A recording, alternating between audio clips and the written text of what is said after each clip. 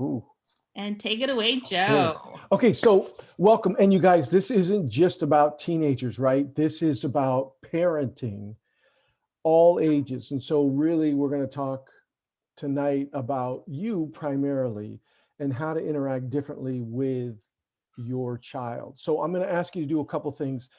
You'll learn this about me and I'll introduce myself a little bit more, but you're going to learn this about me. Taught for a long time. I'm probably older than most of you. And so I have three of my own kids. So I'm going to ask you to do a couple things. First is you're going to need something to write with. I don't care if it's pen, pencil, and you're going to need some paper. You're going to need some paper. So those two things you're going to need to get. I have a tendency, so I'm a visual kinesthetic learner, meaning I have to feel it, I have to see it. Right? So I'm a tactile person. So you guys are going to join me in my world tonight. Okay, so I'm going to ask you to participate. I just go to the printer and steal some paper out of my printer. If you're not sure, I don't know what paper he needs.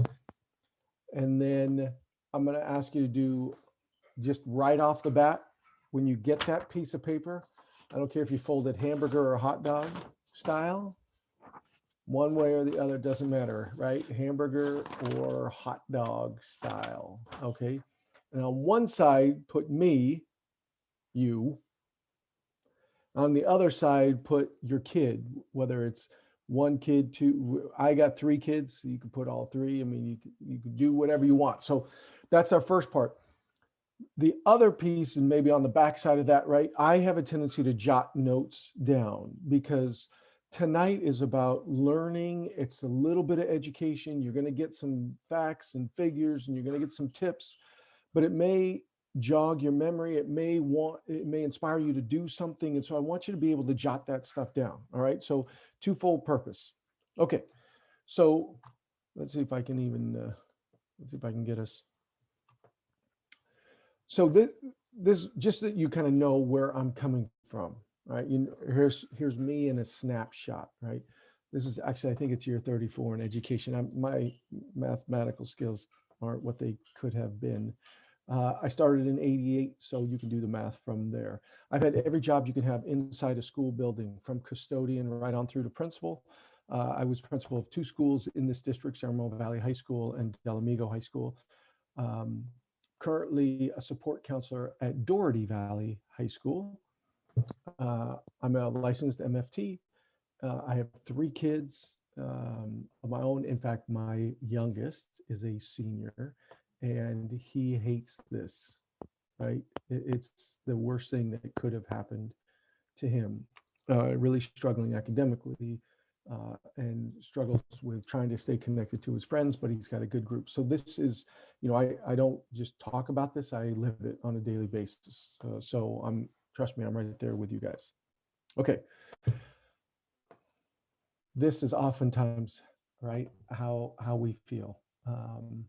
Because your role maybe as breadwinner or as mom or as both or as parents has gone to educator and parent and home home person and managing kids and trying to figure out how to manage your spouse and trying to do all these new roles. So right now, kind of all feeling that tension.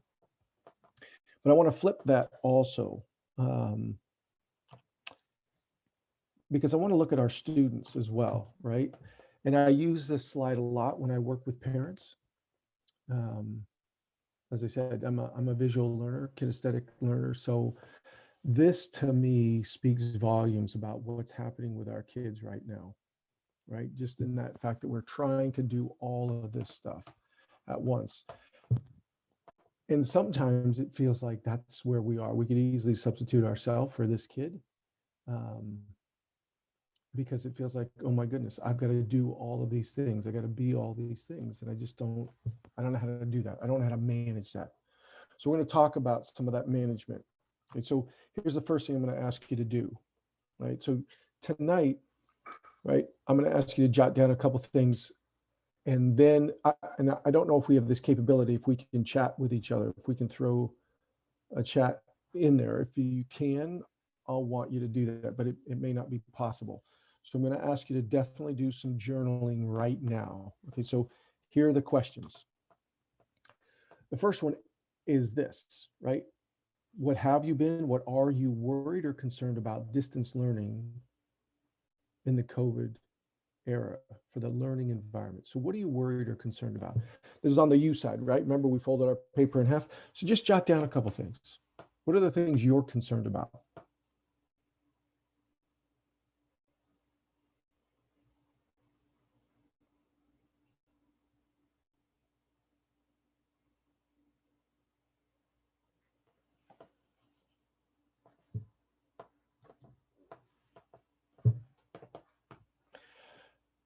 When I was teaching, my kids would always be upset with me, like, Mr. I, you don't give us enough time. I didn't finish. It's okay. Just, you'll be okay. Second question is this. On the other side, I want you to put, so directly across from your answer, what do you think your kids, I would just pick a kid probably. What do you think they're worried about? What do you think they're concerned about? Same question. What do you think your kid's worried about?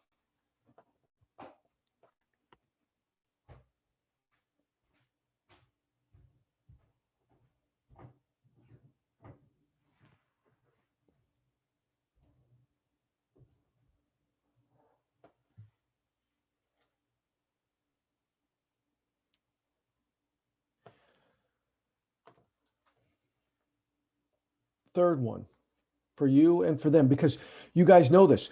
A lot of you, some of you, part of you have your kids already going back to school, right? So as we return, as we have returned to in-person learning, I want you to ask two questions. What are you excited about? Like, thank God I can go back to not being an educator. I can let them take care of it. You know what? So what are you excited about in terms of the in-person learning? That's part A. Part B, though, is what are you worried about? So what are you excited about in terms of returning to in-person learning? And some of us may not be, right? Some of us are still have chosen virtual. So that we may not have any excitement. What are you worried about? And then I want you to go to the other side and answer that question. Hypothesize. What do you think your kid's excited about? I don't have to be around mom and dad anymore. Thank goodness.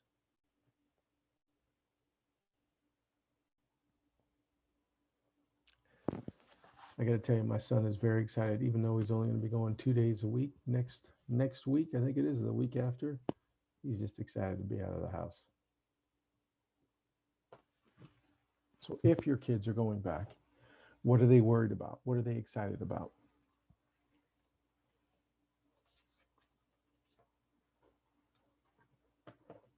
Yeah, feel free to stop, ask me questions. You guys, if you guys can monitor those pieces. My voice is too low. How's this? A little better? I need to hold my mic up.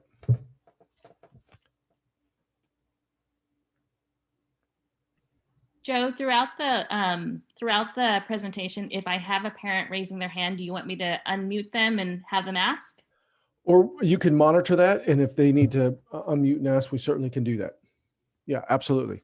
Yeah, please feel free to stop me at any time. You can ask a question. That's not a problem. Or raise your hand, and then we can either put it in the chat, and you can look at that. So now, the reason I want you to do this exercise, so I want you to just take a second and look at the things you wrote side by side, because here's what I think you're going to see. Your concerns and your kids' concerns are fairly similar in nature. You may be worried, are they losing out on their education? They may be worried that, like, how am I going to do this learning if my teacher's not present, right? So these things may be very close. And the reason I want us to do this exercise is because this is where we start having the dialogue. And it doesn't matter if your kid's 6 or 16. This is a great place to start with sharing concerns, right? When we share our concerns, when we are able to articulate our concerns, it takes away the mystique. Okay, so this is that first piece, right? is being able, so when we connect in, when we talk about reducing our stress, it's naming some of those things that we're worried about. It's naming those things that we're excited about. And here's the piece with that. I think what you'll see when you look at your list is your kids have the same concerns you do. And if that's true, it's a great base to start a dialogue with them. Look, I'm concerned about this too, honey. It worries me. And so we're in it together. Instead of it making it some type of secret that you have to keep, you can share that piece. You can identify with that, right? So that's that first piece. We're going to get lots of little tips around tonight, around parenting. And so this is one of them, right? Is to look at that. Also to share your excitement. Like, look, they may be thrilled that they're back in school. You have to celebrate that. Like, I'm excited too. Why are you excited? This is why I'm excited. Why are you excited? Here's why I'm excited, right? So these are great pieces to connect together. Okay. Hope that makes sense. Okay.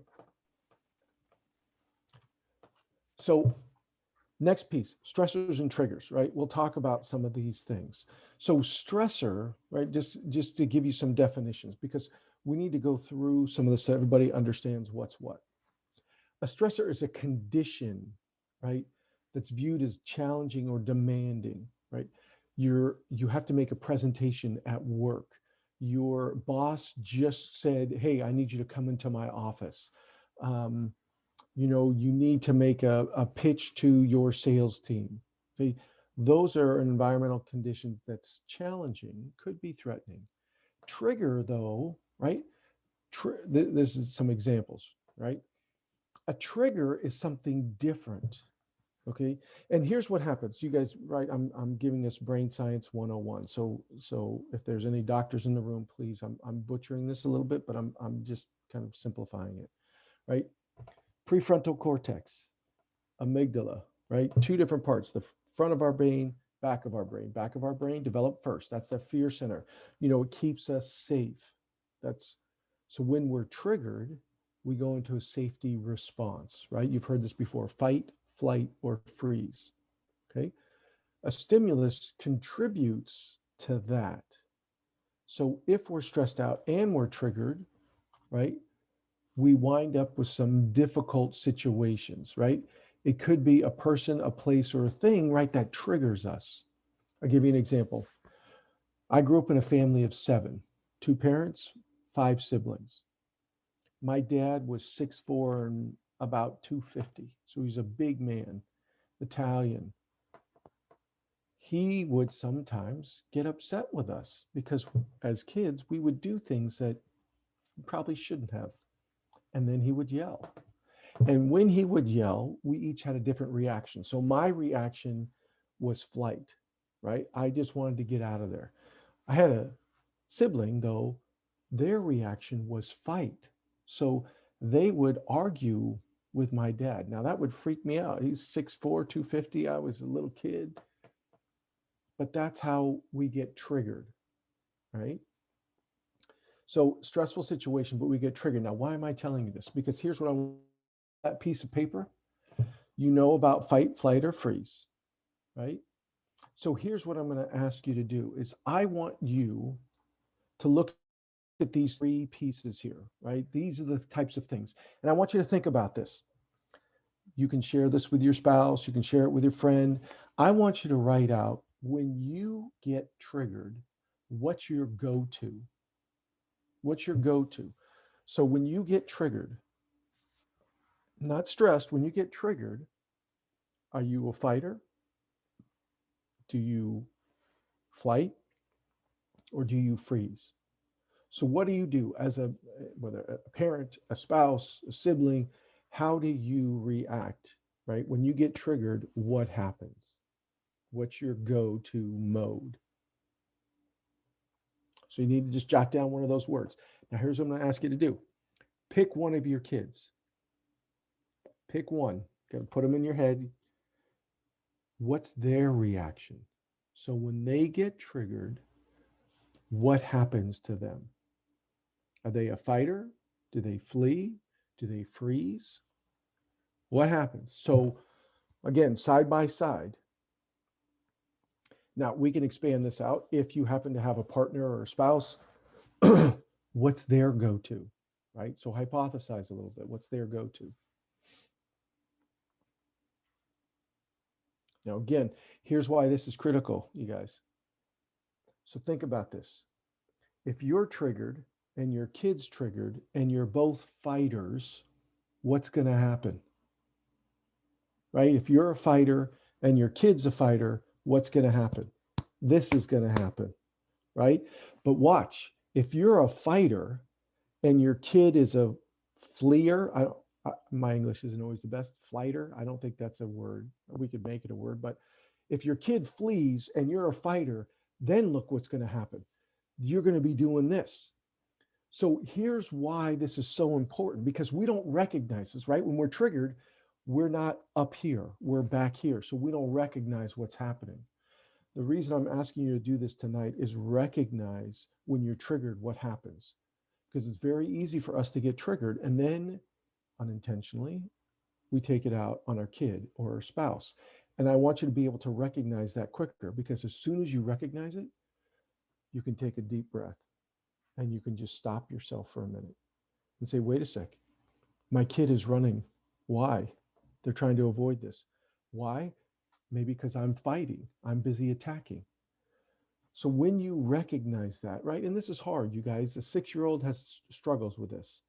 16-year-old struggles with it. But again, as an adult, you can recognize these things. And when you recognize them, then you can take a time out and reset, right? When you reset, then you're able to connect back in differently, right? Because you want to go from your amygdala into your prefrontal cortex, where there's rational thought and judgment. And you want your kids there as well.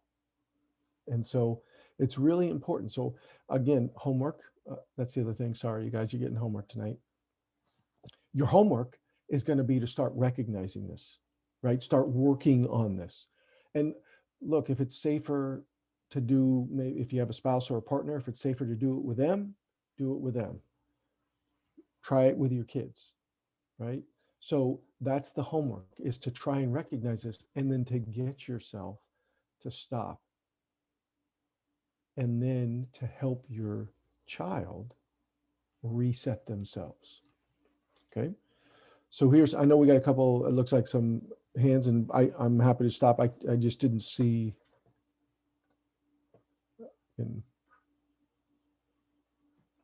Right. So one of the questions is, what happens when a person or a kid reacts differently in different situations, right? So great question, right? Because we all do. And this, but typically this is what happens. As adults, we learn how to differentiate. I'll give you an example. As a principal, I would do a lot of fighting. As a parent and as a sibling, I would do a lot of flight, right? So you're right. As an adult, we learn what triggers us, and we learn either how to avoid or we learn how to defend ourselves in certain situations. Your kids, though, don't have that discernment yet, because their prefrontal cortex is not developed. And so they just are able to hang out back here. So you'll need to look at, why am I, so the bigger question is, why am I triggered? Why am I attacking? Why am I blaming? Why am I avoiding? Why am I panicking? Your child may not be able to articulate that just yet. However, you will recognize one of these 3 categories in your kid. And that's when you can say, okay, something's happening. Either I'm doing it, they're doing it, something has happened to trigger. How do I bring them down off of that? Because no learning happens when we're in our fear center, right? So it's just it's something to work on, and it takes time, right? It just takes time, and that's why you're a parent, because you get to work on this stuff with your kid. It's beautiful. Okay, so here are some things sentences that you can help articulate for them, or maybe even for you, right? I felt blamed. I felt disconnected. I felt uncared. I felt ignored. I felt unheard, right? So these are sentences that can trigger us. Okay, so these are clues. And you guys, I can send this to the principals. Actually, they already have it, but and if you want, you can get the slides so you can look at some of these things again, right? So these are great things for you to have like in your cheat sheet, right? Like what's happening, because you can listen to the words they're using and then know here's what's happening with them. Okay. Okay. So what we're talking about here is breaking that loop, right? Stress, wonderful. We all have it. Never is going to go away. We need stress, good stress, bad stress, right? Stress is that gap between what I need to do and my belief in that I can do it, right? But what happens is when we don't solve that stress loop, we get into an anxiety, right? Anxiety is nothing more than perseverating over the stress.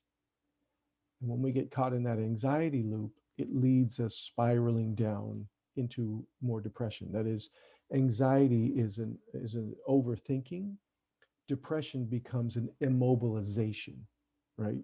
And so we want to try and break that cycle as quickly as we can, both in ourselves and our kids. And you guys, I'm simplifying a lot of this, right? I mean, there's clinical depression, right? But this is depression that comes out of stress, moving into anxiety, moving into depression. So those, as we recognize those things, we want to break that cycle. Okay. So some of the things I do, this is a post-it I have, right? It helps me with my mindset. Now, you guys, I work with teenagers every day, all day, mostly for the past 20 plus years. I spent some time in elementary and I spent time in middle school, and I realized very quickly I love young kids. I can't teach them. It's too hard for me. I like the high schoolers. They're difficult. They're challenging. You don't know what's happening from one minute to the next. Their mood changes. I love all that. When I use this as a reframe for myself, both as a parent and as an educator, it really helps me. It brings me back when I get triggered, it brings me back down so I can refocus, right? He's not giving me a hard time. He's having a hard time. It helps me change my mindset so that I'm able to then be curious. Instead of being angry or attacking or frustrated, I can say, what's happening? What am I missing? What's going on? How can I help? Because something's happening with them, right? So again, another little tip, right? Another little trick. We're trying to go through some of these. So it's a good reset. The other, and this I talk to parents quite often about this. There are four things in our control that nobody else has control over, right? And here are the four. We use the acronym SHED, right? Sleep, hydration, exercise, diet. Those four things are totally in our control. Sleep, right? We need, and this is as an adult, okay? As an adult, we need 7 hours or better. Kids need more than that, right? 8 to 10 for a kid. Hydration. So I'm 200 pounds. I'm supposed to drink half my weight in ounces, right? So I'm supposed to drink 100 ounces of water a day. Now, do I do that? Some days, yes. Most days, no. But the thing is to not beat yourself up over it. That's a goal. So I know what 100 ounces look like. My goal is to drink that for the day. Exercise, you guys all know this, right? Serotonin and dopamine, those are the two dampeners for our cortisol receptors, right? Most of us flood our bodies with cortisol because we're stressed out. The only way to dampen that, to take that away, well, among other ways, exercise is the primary and the easiest way to do that. Exercise 20 minutes a day, whether you go on a walk, a run. I tell kids all the time, hey, you got stairs in your house? Go up and down the stairs every hour for 5 minutes. You know, just do a couple flights of stairs, do jumping jacks. So exercise, critical to help us reset our brain. And then the last one is diet.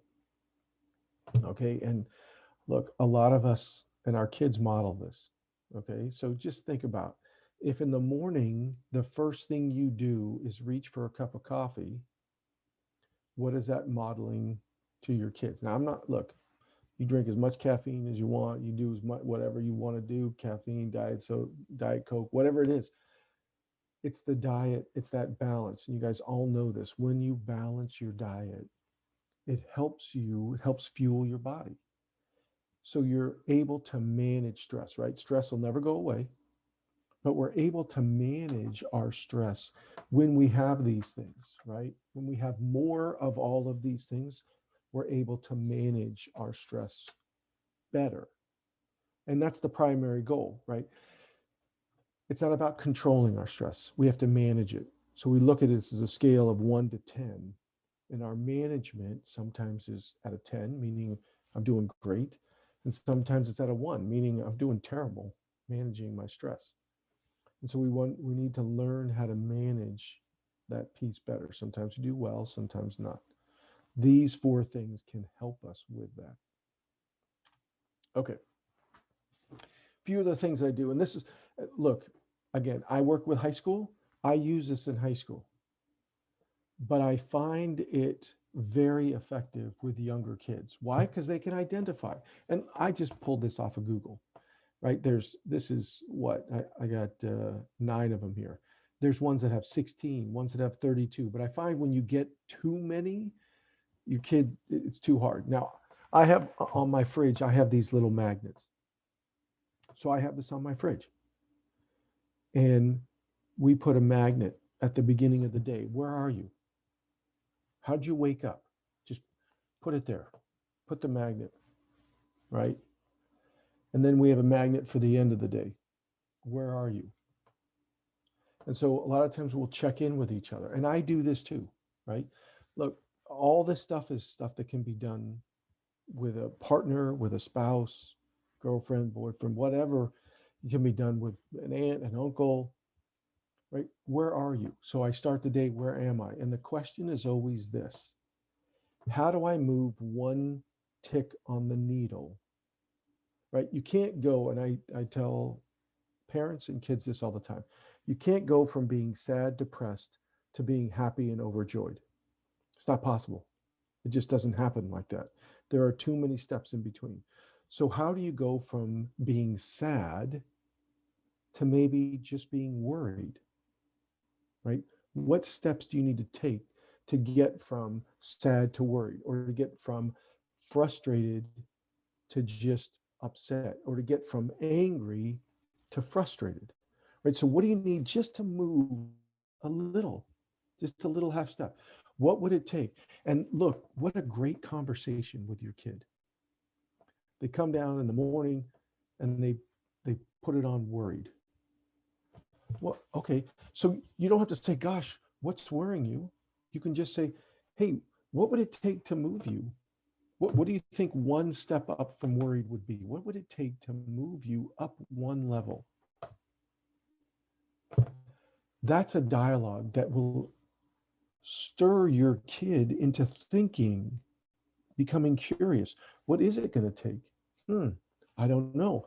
Maybe, and that's what you want. Because once we get them, instead of thinking about, I'm worried, I'm scared, I'm nervous, I'm mad, I'm angry, what, you get them thinking about, how do I move from where I am?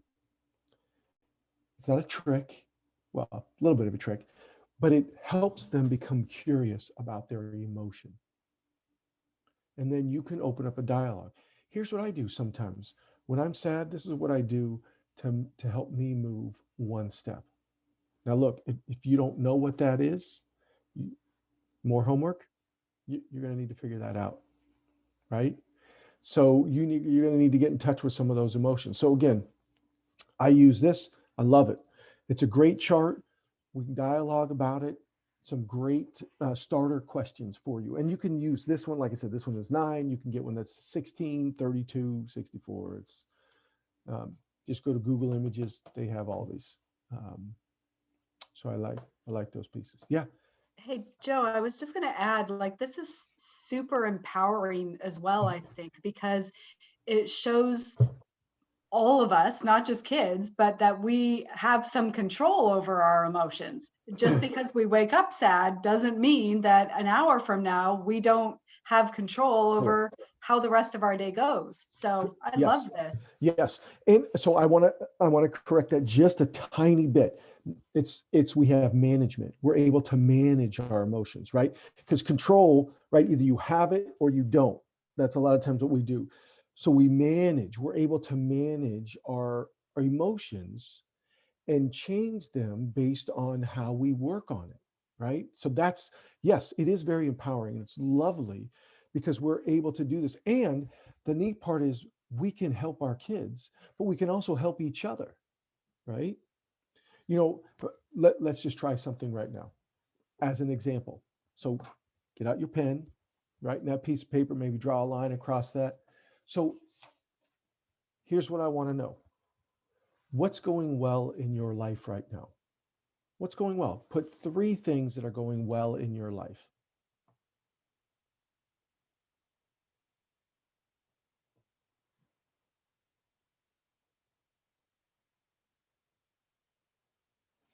Now I want you to put 3 things that bring you joy. 3 things that bring you joy. If you got 3 kids, okay, you're cheating a little bit, but I like it.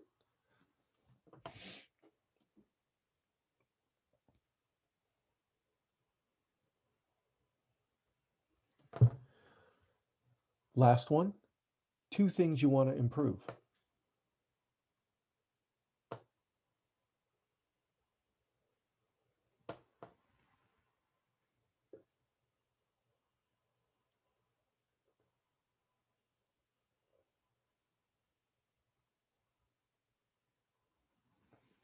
Okay, so here's the homework that we're going to practice. Take one of those categories. I don't care if it's what's going well, what brings you joy, or what do you want to improve. And what I want you to do is just take a moment by yourself. I promise I'll be quiet, but I want you to write out how do I improve on that? Like if you pick the last category, what's a step or 2 that I'm going to do? Or let's say you picked one of the joy ones. How am I going to expand on that? How am I going to really bring it into every pore of my being? So just right now, I want you to write down what's your action plan to improve, to expand upon, to really have it sink in and take root.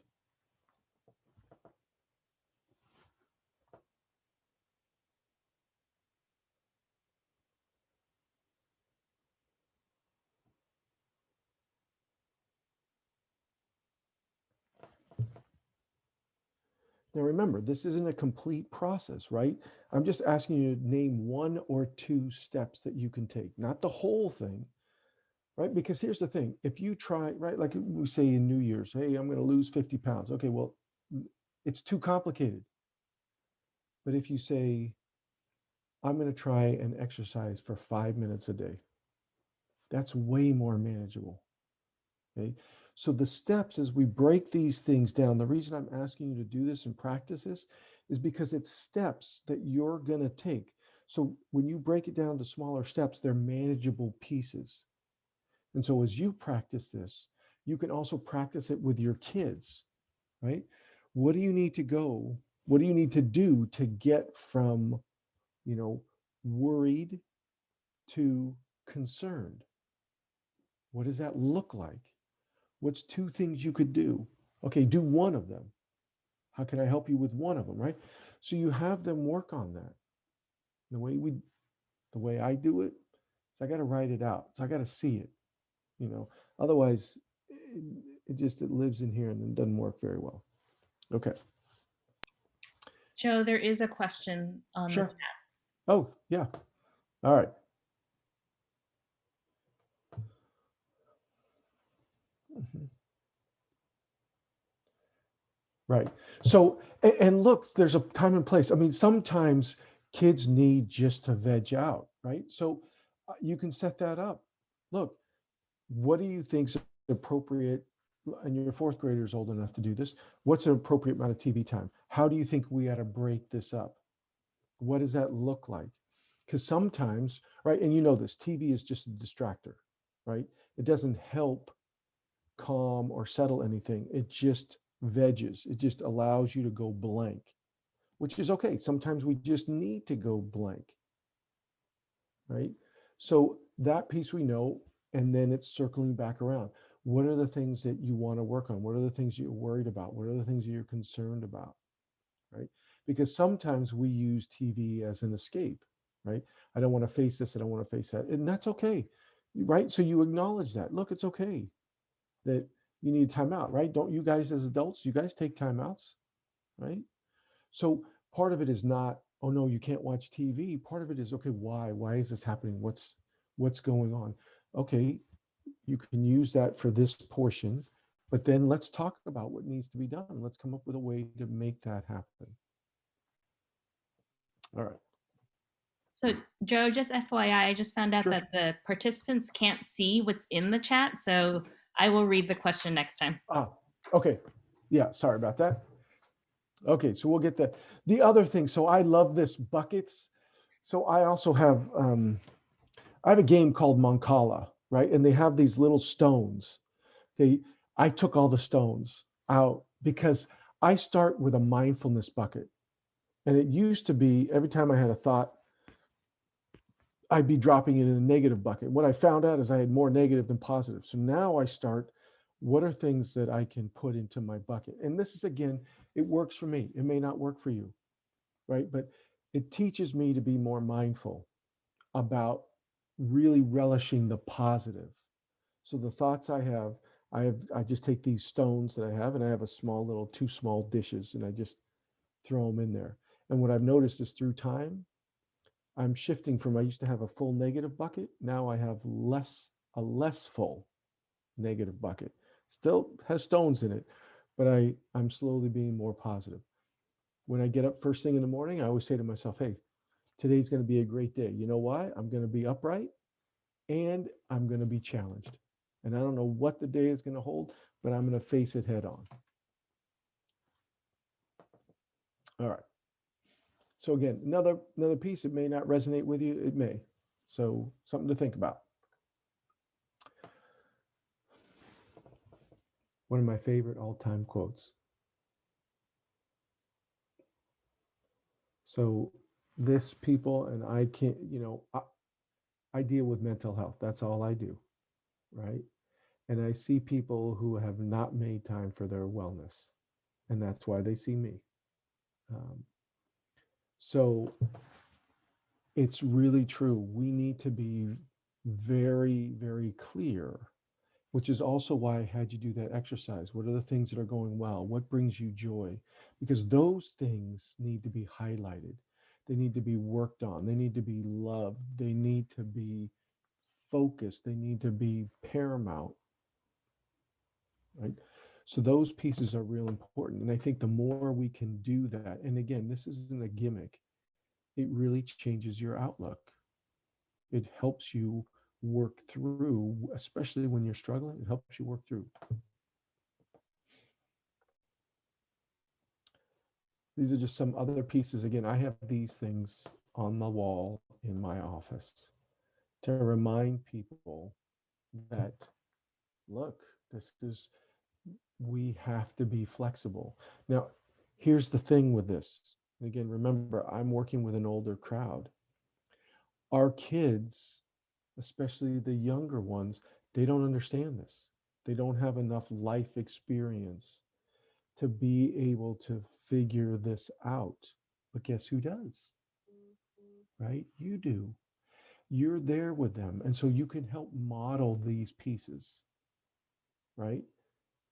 And the way you react to challenging situations models for them how they handle their situations, right? So the more we learn how to articulate and be okay with challenge and change, the better it will suit our kids.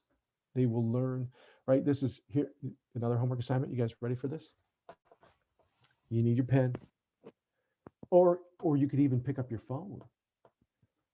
The word of the day, ready? Neuroplasticity. neuroplasticity, neuroplasticity. I hope that's right. Neuroplasticity. Don't ask me to spell it again. Neuroplasticity. Google it. Look it up. The reason neuroplasticity is so important is it's the mind's ability to change and adapt. And why that's so critical is because we have neuroplasticity. That's how our brain functions, which means it can change and adapt.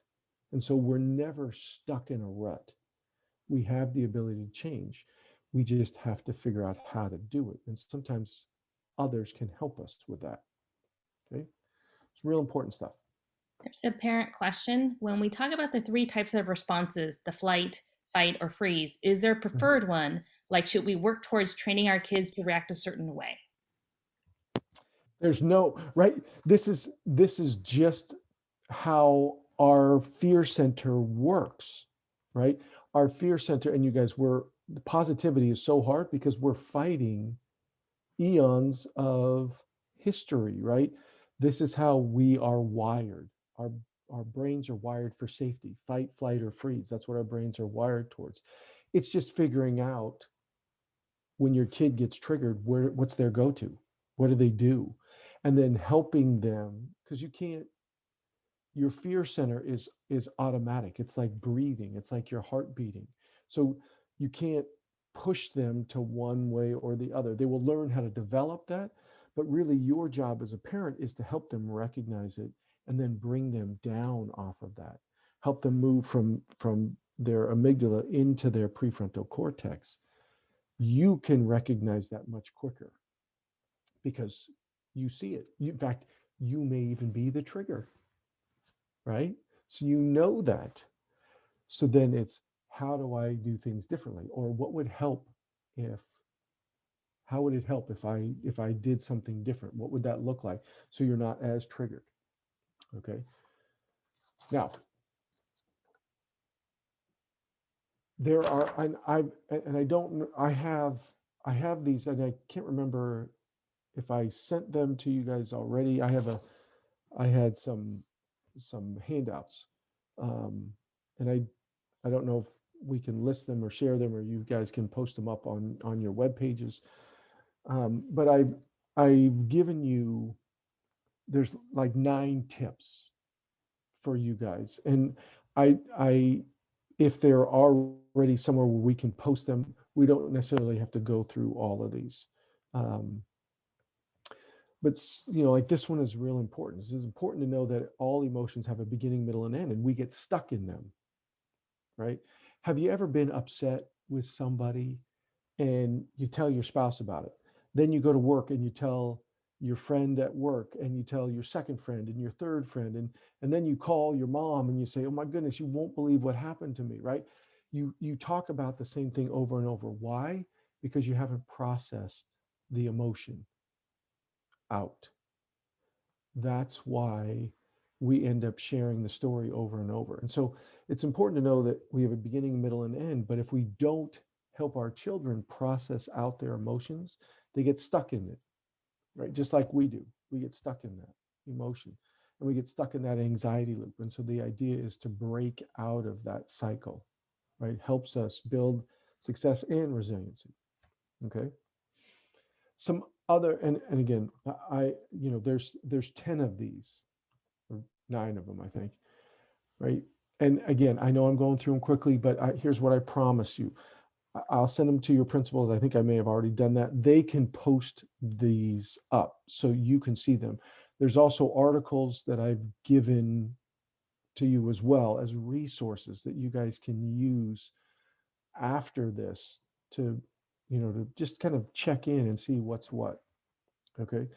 So one of the things that I know Mimi had asked, hey, I want some of those conversation starters. Like, how do you start a conversation? Because you guys, there's conversation killers, right? Like, hey, how you doing? That's a conversation killer. Hey, how was your day? That's a conversation killer. Okay. You're not going to get, so like I have a 18-year-old, he grunts mostly, right? How was your day? How you doing? Is there food in the house? Are you hungry? Okay, so some other conversations, I'll just read a couple of them to you. For example, what made you smile today? Right? Maybe what was a popular game if we're back in school? What was a popular game at recess? What inspired you today? Right? How did you fill somebody's bucket today? Right? How did you make someone a better person today? Tough question, right? Because as a 6 or 7 or 10-year-old, that may be like, I don't know, I don't know what I did, but it'll help them think about their day and challenge them to think differently. How were you brave today? Right? Did you ask any questions at school? If so, what? Right? So these are questions that can help, particularly the younger child, articulate what's going on. Okay, look, I've talked for a bit. I've got like 7 or 8 minutes, so I kind of wanted to leave some time just to open up to questions, thoughts. Maybe you have an idea like, hey, I don't do the bucket thing, but I do this thing, right? It's okay to share a tip, or if you've got a question, please put it in the, you can raise your hand or however you want, but I want to leave some time for us to ask questions or make a comment or whatever it is you feel that's on your heart or in your head. That's okay. If you raise your hand, we can unmute you and you can ask your question. Mhm.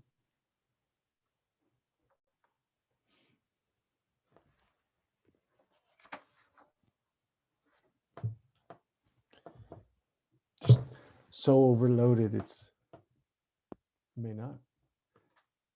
Right? It's a lot of information to take in, right? In an hour. Like my professors always said, it's a drink from the fire hose. It's a drink from the fire hose sometimes, right? For us to do some of these things. But like I said, we have copies. We can, like I said, I can send them so that everybody can post them, and then you guys can access these things to check out. It was such a great presentation. I guess we don't have any questions. I don't know. I'm used to wait time. Look, like I said, I deal with teenagers all day, so it's okay. I can handle waiting. Hi, thank you so much. This is Yen. I have a second grader. And for the most part, she's kind of our happy-go-lucky kid. But sometimes I worry that happy-go-lucky kid may be masking something else. And I do like your pump questions. I often ask her like, who was silly in class today, or who did something funny in class today, or what was your favorite thing that happened today? But do you have any suggestions on maybe how to get to that kind of deeper emotion she may be feeling? Okay, so here's where I'm gonna, right, I don't want to cause trouble where there isn't any. So and again, I want you to look at that. Like, is there a concern on my part? Like, am I worried that my daughter is not emoting enough? Or is it actually you feel like, or she is feeling like she's hiding something? So some of this is just kind of that dialogue of, hey, this is safe, right? We're in a safe space. So as you continue to create a safe space, they will come to that. They will help, that it will help them start developing a trust and being able to say things that may be a little risky. The other thing you can do is you can also share with them, right? I'm nervous about whatever, this job interview I have. I'm nervous about you going back to school, and here's why. So as you start articulating some of your deeper thoughts and emotions, it allows them to see that, oh, mom's struggling with the same kind of things I'm struggling with, right? Remember in the beginning we did the paper piece, what are we concerned with? So we can see we're concerned with the same stuff. When the kids can see that you're struggling with the same things, it often helps them feel like, oh, my mom is struggling in the same way I am. It must be okay. And then if it's okay, and I hear my mom talk about it and she's sharing it with me, it must be okay, right? And this is, again, you don't have one conversation with your daughter and all of a sudden she's spilling her guts to you, right? This takes some time, right? It takes practice. Yeah. There's a couple in the chat. Oh. With 2 kids, 3 years apart, it is difficult to have dedicated time for both. Any tips? Yeah, right. So this, yeah, I get it, right? This is tough. And so some of it is just really structuring your time. Like, look, we have family time, we have whatever, mom time, dad time, kid time, right? And this is the time I'm going to spend with you. This is the time I'm going to spend with you. And sometimes that's really difficult, but it's, look, you're really important to me and I'm going to dedicate this time to you. And then we're going to dedicate time together. And sometimes that's tough because they're different enough, right? 3 years is enough span that they can have very different interests. And so sometimes it's hard to have, but again, it's explaining, look, this is the time I'm dedicating to your brother, to your sister. And then we're going to have family time, right? Where we do this together. So that's really it's a great schedule to get in because then they know, look, mom's spending time with my brother, but I know she's going to spend time with me. It's very reassuring.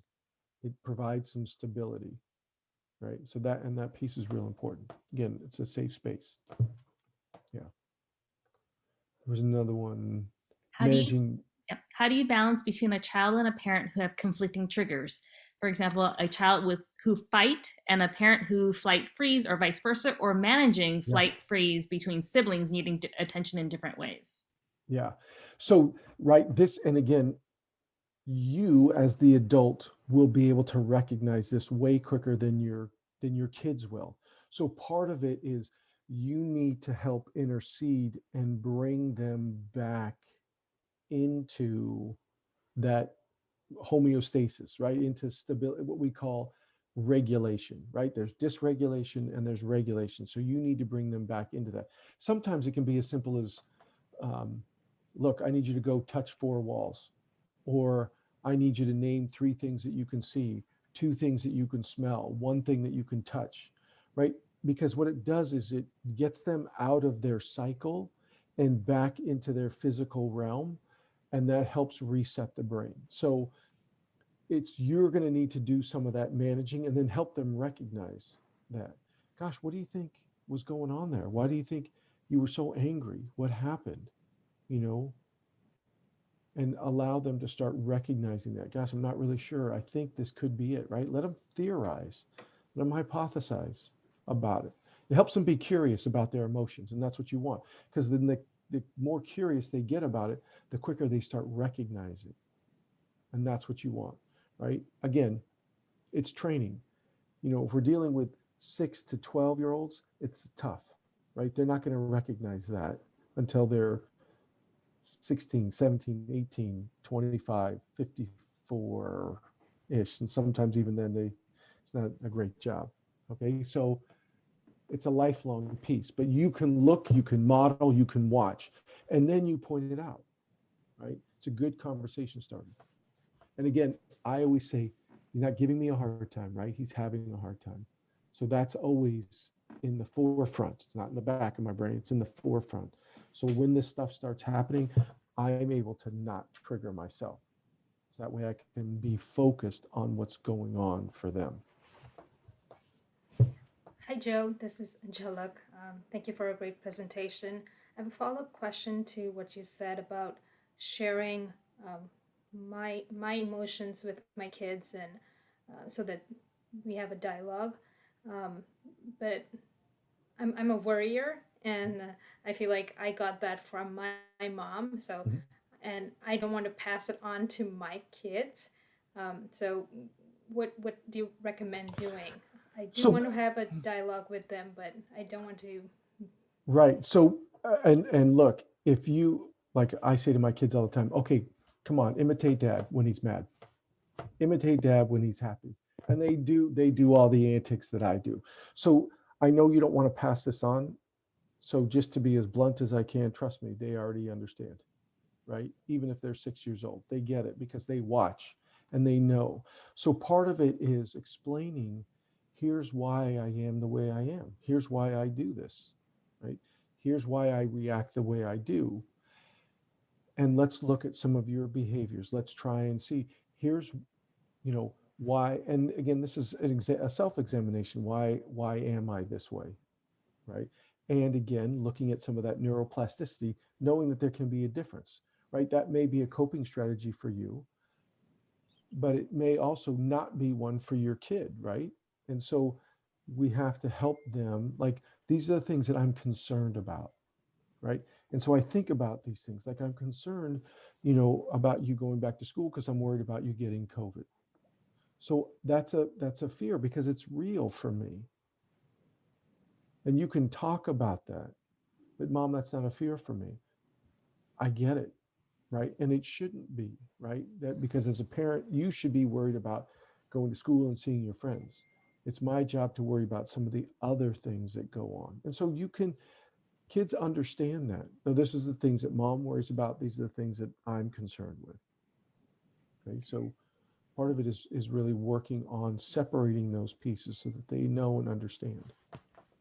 Thank you. Joe, I have a great question, and I'm sure all of our principals have been working on this. With remote learning, this is from a parent, with remote learning, it is very hard to get kids to separate learning from entertainment, which they are able to switch back and forth since remote learning requires the same technology. So what are some of the ways parents can deal with our kiddos switching back and forth without micromanaging? Well, so look, kids, especially at the younger ages, they need that assistance, right? And so micromanaging has a negative connotation, right?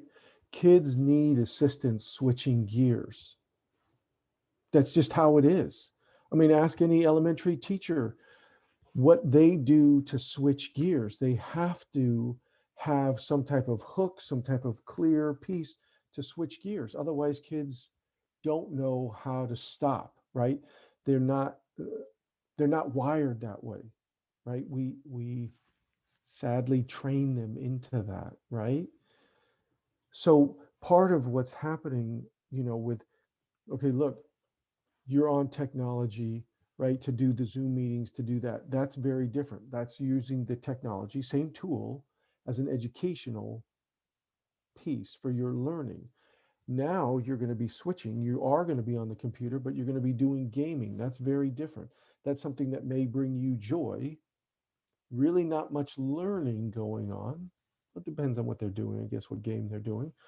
But you just you make that aware. You make that awareness. Like, this is different, right? You're on school, Zoom, seeing people, learning, getting some education, versus when you're on the computer, same thing, you're on the same device, but it serves a very different purpose. It was much easier when we were at school, right? You go to school, you're in the classroom learning. You come home, you jump on the computer to do your homework or to do gaming. Very clear delineation. Now we don't have as clear a delineation. So we just have to help make it that way. Yeah. Joe, there's a question here from a parent that says, how do you recover from reacting to a trigger when the child has been reprimanded or attacked to shift it to have that true dialogue? Yeah. So, okay. So, right. This is where we got it. Hey, look, people, you didn't come with a manual, right? These little ones didn't come with a manual. So you have to say that I overreacted, right? I was upset. The punishment is still the punishment, right? You did something that you shouldn't have done. And I did too. I overreacted in a way that I shouldn't have. And here's why, right? A kid can understand that. So you can explain, here's the punishment, right? You can explain what your actions are, but there also needs to be an apology in there, right? There also needs to be not just, hey, I'm not sorry because here you deserved it, right? That's not what we're getting at. Like, this is what I did, and I'm going to have to work on my parenting. I'm going to get better at this piece, right? Now, should you have eaten the whole box of chocolates? No. So there's a punishment with that. Did you need me yelling at you like, chicken with their head cut off? No. So that piece I'm sorry for, right? I am upset that you did this. And I also had an overreaction. So I apologize for raising my voice in that way. And it still is not okay that you did that, right? So you're separating those pieces so that the kid understands, right? I still love and care about you. I didn't like what you did, but it doesn't make you who you are, right? You're not a bad person because you ate a box of chocolates. You made a bad decision. I reacted poorly. That's my bad. And so I apologize for that. And here's the consequence.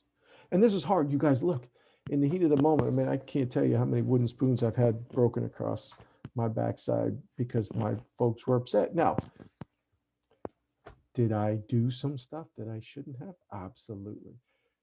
Were they triggered also? Yes, they were. Right? So those pieces, right? We just have to get better at. That's all. I talk to my son all the time about this, right? I could have done better with this stuff.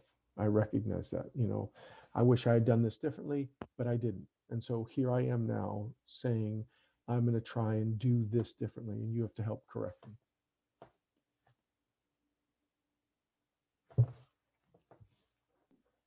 We have one more question, kind of tags on to what you mentioned. Kind of what are some different ways to redirect children to a more calm state? And then that way it would help parents to be more positive and not lose their patience. Right. And part of that is we have to develop a better sense of resiliency. But so typically with young kids, I like using some type of physical activity, because what happens is the kid gets so wrapped up and lives in here.